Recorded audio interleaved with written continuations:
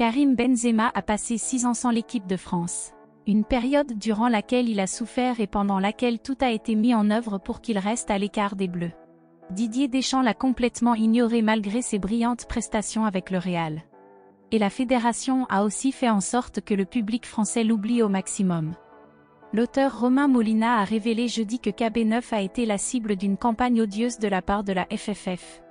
Pendant son bannissement, la consigne a été passée aux responsables des réseaux sociaux de l'équipe de France de ne jamais faire mention de l'ancien Lyonnais, quelles que soient les circonstances.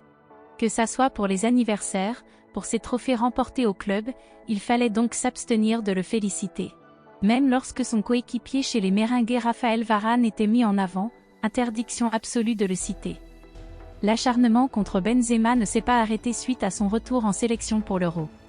Récemment, et après son forfait pour la Coupe du Monde, les joueurs de l'équipe de France ont reçu l'ordre de ne pas commenter ou like les publications du lauréat du Ballon d'Or sur la toile.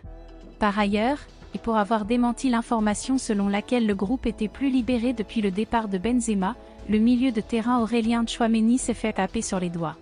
L'annonce de la retraite internationale de la star française a dû réjouir au sein des instances dirigeantes, malgré le discours de façade tenu récemment par Noël Le Graët. Enfin, Molina nous apprend que Benzema a de nombreux ennemis au sein de l'équipe de France mais qu'Olivier Giroud n'en fait pas partie.